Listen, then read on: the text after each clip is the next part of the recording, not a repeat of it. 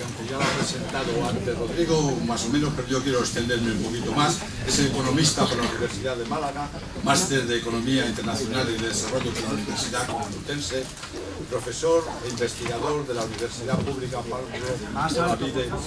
Pablo Olavide,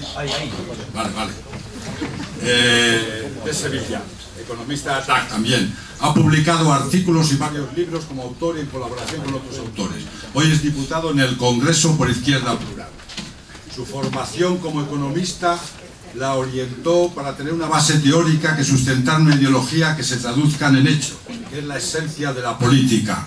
Esta coherencia del pensamiento y de la acción en el plano personal se traduce en su pertenencia a las Juventudes Comunistas y a Izquierda Unida. Yo destacaría, sobre todo, una persona que ha llegado a un plano relevante de la política desde los movimientos sociales y, por lo tanto, de alguna manera sensibilizado con las filosofías y con las denuncias sociales de estos movimientos ciudadanos. Y puede interpretar la política como un auténtico cauce de transmisión de las necesidades y de las demandas de la población. Dos pequeños hechos que yo creo que son los que quizá le dan más publicidad o más relieve. Uno de ellos es que es el que fustiga en el Congreso las políticas neoliberales del PP en sus debates en pleno y en comisión con el señor de Guindos.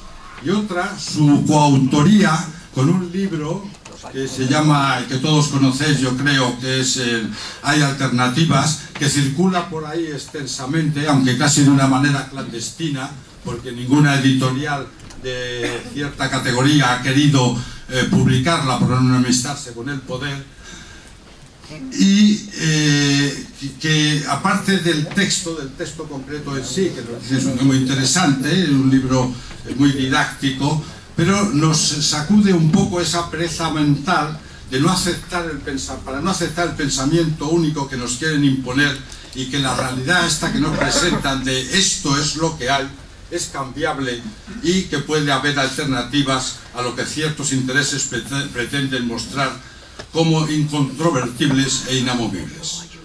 Cuando personas como Alberto Garzón accedan en gran mayoría a la política, estoy seguro que en las encuestas va a aumentar mucho la apreciación por los políticos. Tiene la palabra.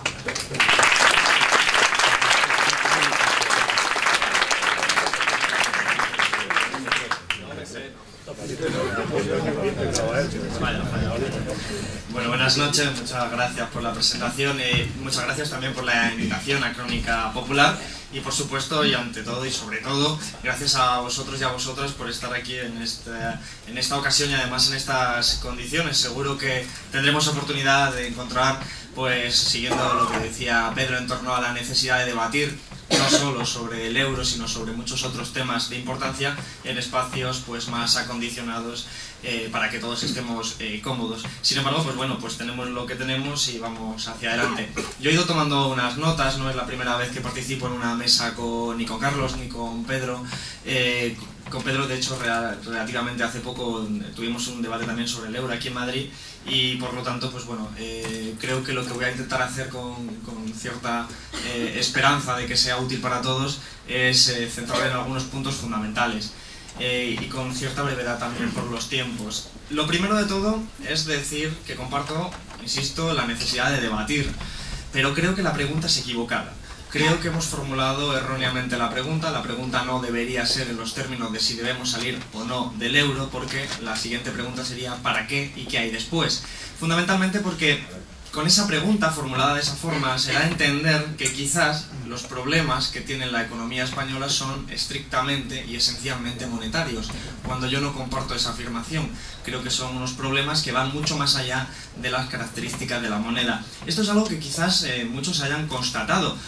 Los planes de ajuste, estos recortes que estamos hablando, no se están dando solo en la zona euro, se están dando en el Reino Unido, se están dando en Japón, en Estados Unidos, se están dando en muchos países que sin embargo no tienen la moneda del euro y no tienen las condiciones monetarias y financieras que tenemos nosotros. Es evidente que es un grado de ajuste muy diferente, una intensidad distinta, pero en cualquier caso cualitativamente responden al mismo perfil, al perfil de hacer un plan de ajuste capitalista para intentar salir de la crisis mediante un incremento de la explotación sobre el trabajo y en beneficio del capital, por decirlo de una forma clásica. Pero esto se da, insisto, también en el Reino Unido y se dan en otros países que no tienen el euro. Por lo tanto, los problemas fundamentales que nos llevan a sufrir esos recortes en sanidad y en educación, sin duda están vinculados con el euro de alguna forma, pero no responden exclusivamente a una cuestión monetaria. Más bien yo creo que los problemas de la economía española tienen que ver pues con su base real, con lo que es la economía real, por decirlo de alguna forma, con el modelo productivo y el modelo de crecimiento. Estamos viviendo en una economía capitalista. Esto sí quiere decir pues, que las economías se tienen que ajustar a la lógica propia del capitalismo, que podríamos resumir de una forma muy sencilla, en que necesitan espacios de rentabilidad para poder crecer económicamente. Si no hay crecimiento, la economía entra en crisis, no genera empleo, no se generan nuevas capacidades productivas y por lo tanto nos encontramos ante esta crisis, por ejemplo. Pero también es evidente que necesitan esos espacios de rentabilidad. El problema, a mi modo de ver, no tiene que ver solo con el euro. El euro es un elemento más en un diseño mucho más amplio que es verdaderamente el problema. El problema es, para que nos entendamos, que el capitalismo español está agotado. Está agotado porque el capitalismo español se insertó en la economía mundo en un momento muy concreto, en torno al final del franquismo, fundamentalmente, y entró en la Unión Europea en unas condiciones muy desiguales con respecto a los países del centro. Esto quiere decir que cuando España firma la entrada a la Unión Europea, que la firma en el 77, que acaba entrando en el 86, las condiciones de desarrollo capitalista son distintas, las de España o las de Grecia y Portugal, que entran en años parecidos, Portugal el mismo, Grecia un par de años antes, con respecto a economías mucho más desarrolladas como la alemana, que no habían tenido ese lastre tan inmediato de una dictadura como había sido la española, la griega o la portuguesa. ¿Eso qué hace? Hace que al final tengamos un país como Alemania con una estructura productiva mucho más desarrollada, con grandes industrias, industrias que exportan productos de alto valor añadido, biomedicamentos, helicópteros, todo tipo de productos en definitiva que requieren una mano de obra de alta cualificación, y frente a eso nosotros tenemos una industria muy débil, una industria postfranquista muy débil, que cuando entra en la Unión Europea se abren los movimientos de capitales y entonces se puede definir como una verdadera masacre de las industrias desarrolladas frente a las industrias de los países débiles. Comienza o prosigue el proceso de desindustrialización en España y también en Grecia y en Portugal. Y se nos da una tarea económica, es decir, se nos especializa la economía española en determinados sectores de baja intensidad, determinados sectores de bajo valor añadido como son el turismo o como son la construcción, que van a ser el pivote del motor económico de nuestra economía. Hemos vivido fundamentalmente de esos sectores. Y eso nos lleva siempre, porque es estructural, nos va a llevar siempre en el tiempo a déficits comerciales. Es decir, España va a ser beneficiada en cierta medida, o mejor dicho, compensada, dada esa situación, va a ser compensada por la Unión Europea y sus mecanismos a través de lo que son los fondos de cohesión, los fondos de dinero para compensar esa desindustrialización, que es un dinero interesante porque está destinado fundamentalmente a infraestructuras para que las exportaciones alemanas, fundamentalmente, se puedan llegar a cualquier lado de la economía española. Entonces estamos hablando de dos modelos diferentes. Un modelo muy particular, que es el modelo alemán, que es un país fundamentalmente basado en la exportación y además en una exportación muy concreta, la de alto valor, productos de alto valor añadido, frente a un país como España que carece de una industria competitiva, como decía Pedro, pero que sobre todo no es que no sea competitiva, es que está basada en otros pilares. Unos pilares de demanda interna, de construcción, de turismo en cierta medida, que son mucho más frágiles. Solo hay que pensar que el turismo es mucho más frágil, es un sector que va a depender de la riqueza del resto del mundo, que cuando hay una crisis en el resto del mundo vienen menos turistas y por lo tanto nuestra economía se resiente. En la construcción depende también de elementos que son muy volátiles, como puede ser la mera existencia de una burbuja inmobiliaria, bien sea la del 92 por la Expo, bien sea la reciente por las condiciones estructurales. ¿Qué ocurre? Que todos estos fondos que van dedicados a las infraestructuras hacen que en España exista de repente un sector muy rentable, que es el de la construcción. De repente todos los empresarios se dan cuenta de que es mucho más rentable y más beneficioso invertir en la construcción para construir una carretera, un aeropuerto sin avión, cualquier elemento de estas características, antes que invertir en una industria que no va a ser competitiva porque va a tener que competir contra Alemania y 40 años de desarrollo capitalista. Entonces es evidente que es un problema estructural de modelo de crecimiento. Si a eso le añadimos que se ha ido encorsetando la capacidad de la política monetaria y de la política económica en general, quiero decir, en el 92 se firma Maastricht y por lo tanto tenemos ya las finanzas públicas encorsetadas a partir de una determinada ideología que considera que el Estado tiene que mantener como mucho un déficit del 3%, una deuda pública del 60%, etcétera, etcétera. Eso es lo que está restringiendo la capacidad de España. Es la propia construcción de la Unión Europea, que no es una construcción casual, no es el elemento romántico de la unión de los pueblos de Europa.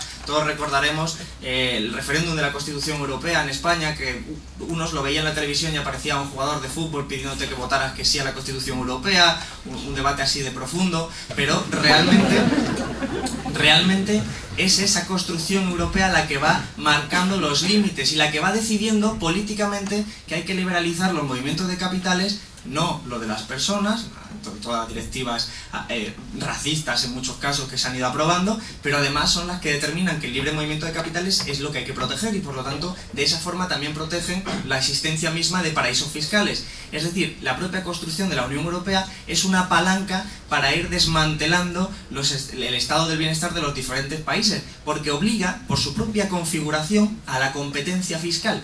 Obliga a que, como se pueden desplazar las empresas de un lado a otro, si tú tienes los impuestos al 30% y tu vecino los tiene al 20%, pongamos Irlanda al 3%, pues al final pues es normal que Google, que Ryanair se vayan a Irlanda. Entonces se genera el milagro irlandés, pero es algo fomentado desde la Unión Europea. Pero no tiene que ver exactamente con el euro, tiene que ver con un diseño mucho más amplio, donde el euro juega un papel después. El euro, con la implantación del euro, lo que hace es restringir aún más ese corsé y entonces ya sí, evidentemente, esos déficits comerciales que se habían ido generando, porque nuestro país no es un país tan desarrollado industrialmente como lo es Alemania y por lo tanto somos un país que importa mucho más de lo que exporta, por lo tanto necesitamos dinero y necesitamos pagarlo y necesitamos pedir prestado para poder pagarlo, pues eso se venía resolviendo, como decía Pedro, pues a partir de las devaluaciones monetarias. El euro, digamos, acaba con esa posibilidad, acaba con la posibilidad de la devaluación monetaria y te obliga en todo caso, si quieres devaluar, a devaluar por la vía interna de los salarios, también de los beneficios. O sea, siempre se les olvida, por ejemplo, al Banco de España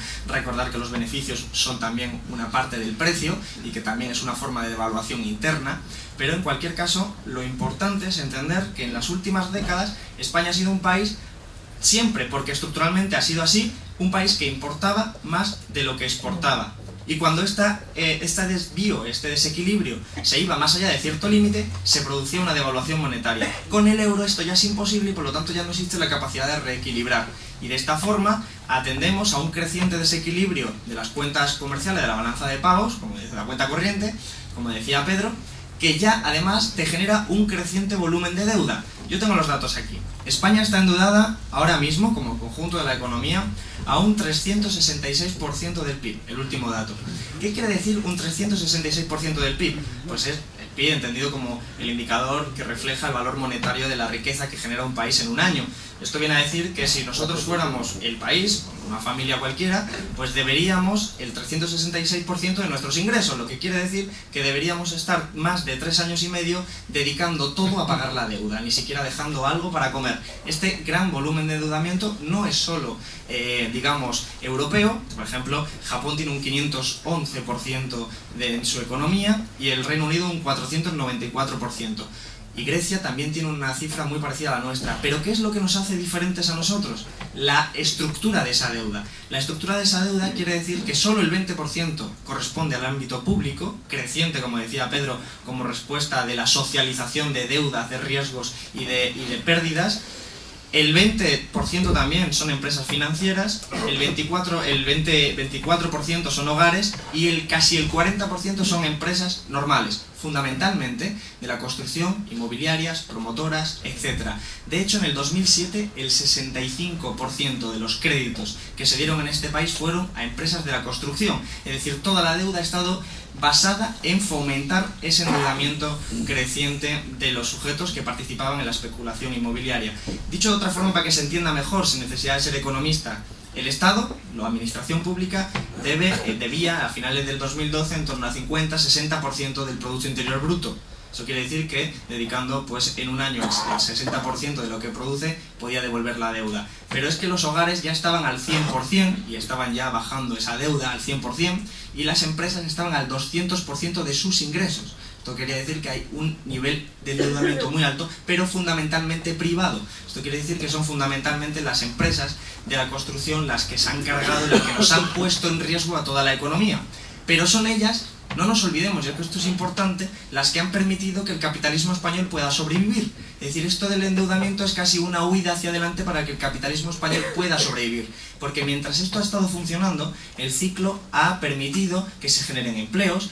Evidentemente son empleos generados en la construcción, necesitas albañiles, fontaneros, gente que te ponga el pladul, el aire acondicionado, necesitas muebles, necesitas hacer un pedido a la fábrica de muebles, necesitas cemento, por lo tanto la fábrica de cemento, necesitas arquitectos, ingenieros, todo ha pivotado en torno a la construcción.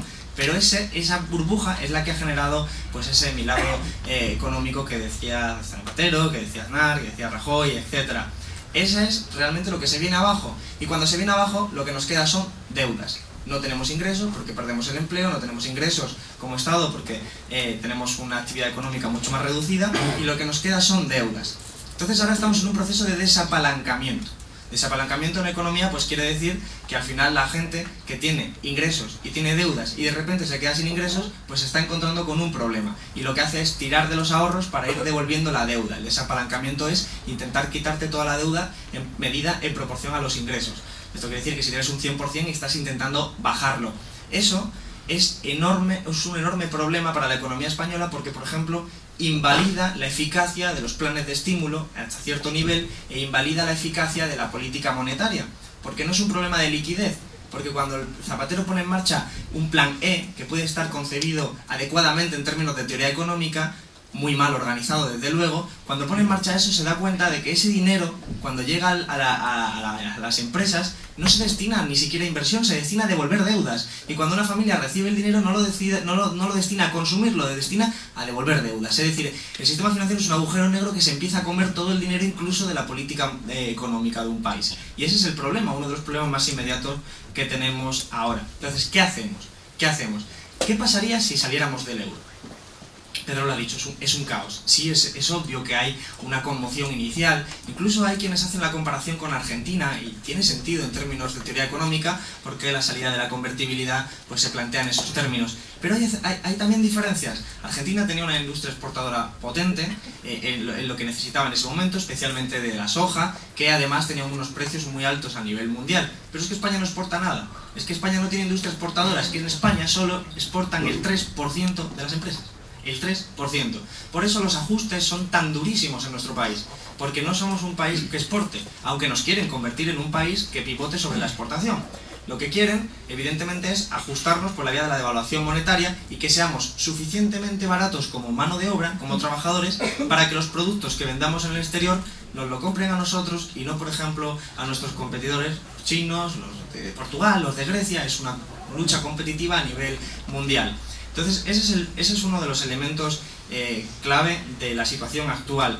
Pero hay algo más. Si salimos del euro, el objetivo, lo ha dicho Pedro, es para devaluar la moneda. Esto quiere decir que seguimos jugando al mismo juego. Seguimos jugando al juego de tener que competir y seguimos sin tener una industria exportadora, seguimos sin tener una industria productiva. Quiere decir que en vez de devaluar por el salario, vamos a devaluar por la moneda. Pero ¿quién nos dice a nosotros que Grecia, que está compitiendo contra nosotros, o Portugal, o China, no va a hacer exactamente lo mismo? Y vamos a entrar en lo que se llaman devaluaciones competitivas, guerras de devaluaciones competitivas, que suelen terminar muy mal, suelen terminar con el tanque del vecino metido en tu país y diciendo ya no devalúas más, porque es obviamente una carrera que en economía se llama carrera hacia el fondo. Igual que se producen los salarios, que bajas el salario tú, lo baja China, lo bajas tú, lo baja China, y pierden los trabajadores de las dos partes, evidentemente con las devaluaciones competitivas pasa eso. Entonces, esa salida no es tan fácil porque seguimos jugando al mismo juego y seguimos sin preguntarnos realmente para qué queremos una economía, si queremos seguir en el capitalismo, sí o no, aunque sea una pregunta en abstracto. La capacidad de Argentina era distinta. La capacidad de Argentina, de todas formas, se daba en un contexto también diferente, aunque hay que aprender mucho de toda América Latina, a mi juicio, de los procesos constituyentes, de la renuncia a su troika particular, que es el Fondo Monetario Internacional, o fue el Fondo Monetario Internacional, pero creo que el problema fundamental tiene que ver con la articulación de la Unión Europea, que es una articulación antidemocrática. Es una articulación muy basada en la filosofía según la cual la población puede dividirse en dos partes. La gente que sabe economía, los expertos que nos señalaba Pedro en El País, la gente que sabe economía, por ejemplo Robert Lucas, premio Nobel de Economía, en el año 2005 dijo que ya nunca iba a haber una crisis, y es premio Nobel, o sea que y no le han retirado el premio Nobel todavía, que yo no me haya enterado, pero conciben la economía de forma que era una técnica o una ciencia exacta que nos permite pues definir lo que va a pasar y hacer predicciones prácticamente certeras, ¿no? Entonces, conciben que la población se divide en dos partes. Los tecnócratas, que son ideológicamente neutrales, supuestamente, evidentemente es el momento de reírse, pero es obvio que es lo que intentan defender, que son ideológicamente neutrales, y luego estamos el resto de la gente, que somos gente con impulsos irracionales, primarios, que queremos redistribuir la renta, que queremos hacer políticas de igualdad, y que eso no es óptimo desde el punto de vista de la economía, y que por lo tanto hay que intentar neutralizar nuestros deseos. Y eso lo consiguen creando instituciones supranacionales que no están a nuestro alcance. Eso lo vivo yo en el Congreso. Cuando el Banco Malo lo estuvimos debatiendo y entregamos entre todos los grupos que no eran del Partido Popular 101 enmiendas, el representante del Partido Popular nos lo dijo con toda sinceridad. Además, conocéis, el señor Pujalte es un señor muy carismático, realmente vino y nos dijo, bueno, os voy a decir una cosa, tenemos 101 enmiendas sobre este proyecto del Banco Malo, que no son del Partido Popular, no la hemos leído todavía, pero os advierto y soy sincero de que no vamos a aceptar ninguna. ¿Por qué? Dice, porque lo dice la Troika. Todo esto tiene que ver con la Troika y con la Troika no se negocia. Claro, si no negocias con la Troika, ¿quién puede negociar con la Troika? Y ahí es donde está la trampa. La Troika es el Banco Central Europeo, independiente, supuestamente independiente, ideológicamente neutral, no, a pesar de que haya trabajado en el Goldman Sachs, en fin, una serie de cosas que le diré el martes, la Comisión Europea y el Fondo Monetario Internacional. Instituciones antidemocráticas en el sentido de que no dependen directamente de un proceso electoral, sino que están formuladas, además, en su propia Constitución, como dice el Banco Central Europeo, que es el ejemplo más claro, para mantenerse alejada de posibles derivas políticas de alguien que quiera utilizar la política monetaria en beneficio propio. Esto es solo algo muy concreto de la idiosincrasia europea, porque la Reserva Federal, por ejemplo, está haciendo lo que Pedro pide. La Reserva Federal está comprando bonos del Tesoro de Estados Unidos, es decir, financiando directamente al gobierno de los Estados Unidos, directamente. Y el Banco de Japón está haciendo lo mismo, el Banco Central de Japón. Están haciendo eso. Y es el Banco Central Europeo que, construido desde el principio a imagen y semejanza del Banco Central alemán, pues puso como objetivo exclusivo la inflación y por lo tanto le importa nada, absolutamente nada, el empleo. Entonces es ahí donde nos encontramos con los problemas, son de arquitectura europea. Se plantea lo que decía Pedro, al diferenciar los diferentes colectivos, ¿otra Europa es posible? Pues yo esta tarde venía leyendo el plan Marshall que han presentado los sindicatos alemanes, que han presentado un plan Marshall que verdaderamente, pues a mí me parece que no tiene ningún sentido, no tiene ni pies ni cabeza, aunque la voluntad sea buena, porque el plan Marshall, si funcionó en la Europa de la posguerra, fue porque había un momento de correlación de fuerzas muy fuerte donde el plan Marshall es casi una imposición de la clase trabajadora por la mera existencia de una zona comunista que está presionando, y entonces el plan Marshall viene a evitar una revolución. Es muy ingenuo pensar que se va a aprobar desde las instancias europeas un plan Marshall así porque sí, sin que se sientan amenazados por algún estallido social revolucionario o algunas características. Por eso tiene una vinculación directa la cuestión política con la cuestión económica en sentido estricto. Porque se podría hacer, porque si uno se pone a pensarlo sobre el papel, puede perfectamente pensar: muy bien, tenemos países que crecen fundamentalmente con motor en la exportación, como Alemania, como Noruega. Tenemos otros países que crecen fundamentalmente con otro mecanismo, que es el mecanismo inverso. Esto es importante porque quiere decir que a veces nos equivocamos y la gente corriente que no ha estudiado economía dice: joder, a Alemania le va muy bien, ¿por qué no imitamos su modelo? Ojo, es que el modelo alemán funciona porque existe nuestro modelo, y nuestro modelo funciona porque existe el alemán, que son modelos simbióticos. De hecho, ya están acusando la crisis porque nosotros nos empobrecemos tanto que dejamos de comprarle los productos a ellos, y ellos están derivando su mercado hacia otros espacios para poder sortear la crisis. Esto, dicho de otra forma, lo decía un directivo alemán de una forma muy gráfica, y voy terminando, decía: nosotros le vendemos los coches a los españoles y les prestamos el dinero con el que comprarlo. Esto evidentemente puede parecer absurdo, pero es el funcionamiento tal y como ha estado la Unión Europea. Entonces, percibiendo esto, uno podría decir sobre el papel: muy bien, ahora cogemos y generamos una unión política, una unión fiscal, y determinamos redistribución de la renta, de la riqueza, prohibición de paraísos fiscales, y vamos a hacer planes de estímulo para estimular la demanda en aquellos países que necesiten empleo. Vamos a ir corrigiendo las deficiencias estructurales, es decir, vamos a modernizar la industria española y vamos a mantener la alemana. ¿Tiene sentido económico? Pues podría tener sentido, pero solo sobre el papel, porque a nivel político no se dan las circunstancias absolutamente para que eso pueda desenvolverse, porque el partido gobernante en Alemania mantiene las tesis absolutamente contrarias de convertir la periferia europea en una especie de maquilas, de lugares periféricos, de dependencia sobre el resto del mundo, es decir, de lugares donde hay una mano de obra muy barata, donde somos semi-esclavos y que vamos a ser los que proporcionan los productos primarios y básicos al resto de Europa, y además vamos a ser el lugar donde vienen a residir los ricos en vacaciones. Bueno, ese es el modelo económico que subyace. Modelo que en cualquier caso no va a funcionar, porque, insisto, como es capitalismo y es competencia, solo gana la mitad. No todos pueden ganar. No puede ganar Portugal, Grecia, España, no pueden ganar todos a la vez sin perjuicio de otra parte del mundo, evidentemente. Y va a ser un conflicto permanente. Y luego, socialmente, es imposible imaginar que una sociedad, por mucha represión policial que puedan intentar hacer, aguante una readaptación a unas condiciones profundamente tercermundistas, porque realmente estamos en un proceso en vía de subdesarrollo. Y por eso quería unir la parte política con la parte económica, porque no es lo mismo el poder que el gobierno. No es lo mismo gobernar que tener el poder. ¿Qué hacer? ¿Por dónde empezar? Vale. Yo no tengo la hoja de ruta para empezar. No, pero es que el debate está bien, pero... El debate está bien, pero evidentemente es muy sencillo entender que hace falta un sujeto político, un sujeto histórico, que pueda servir de base social para enfrentar ese poder. Como se ha dicho muchas veces, a un poder se le enfrenta un contrapoder. Ese contrapoder tiene que estar organizado, a mi juicio.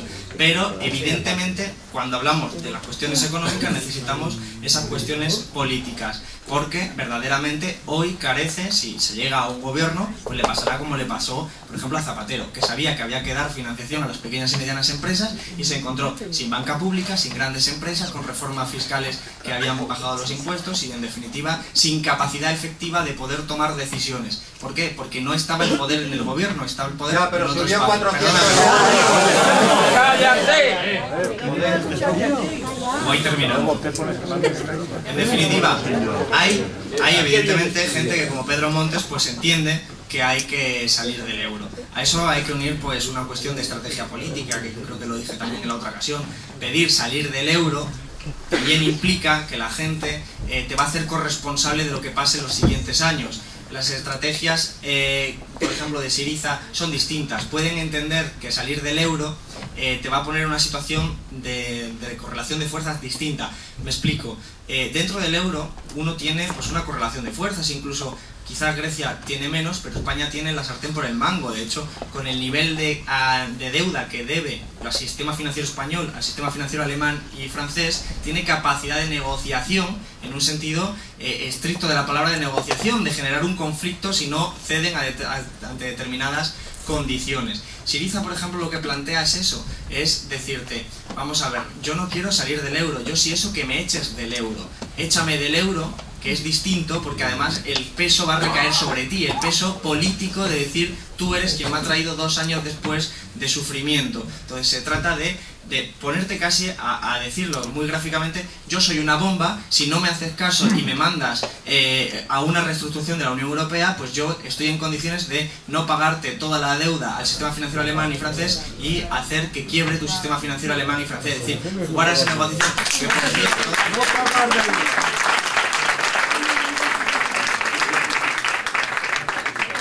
que, por cierto, es la que en definitiva hizo América Latina cuando en el Club de Roma, el Club de París, son diferentes espacios donde tú sientas a tus acreedores y le dices o cobras un 20% o no cobras nada, y al final pues mucha gente pues prefiere el 20% a no preferir nada. Esa negociación tiene que ver pues con la lucha de clases, pero entendida en este espacio geográfico distinto. Entonces yo creo, insisto, pues como conclusión, no es solo un problema monetario, aunque evidentemente tiene elementos monetarios para explicarse, sino que es de la propia construcción de la Unión Europea, y ahí es un elemento también político y no solo económico. Los modelos de desarrollo de crecimiento español y alemán son simbióticos, es un modelo simbiótico, y lo que tenemos que ver es sencillamente qué lugar ocupa España en el mundo, que no es el mismo que podía ocupar en el 90, estamos con más jugadores a nivel mundial, no es lo mismo tener a toda Asia ya con ese nivel de desarrollo, América Latina, etcétera, que en los tiempos de posguerra. Por lo tanto es un capitalismo mucho más competitivo, más globalizado, y lo que hay que preguntarse es qué papel tiene España en el mundo, qué va a producir, a qué vamos a dedicar la gente, en qué va a trabajar. Es un diseño de qué modelo productivo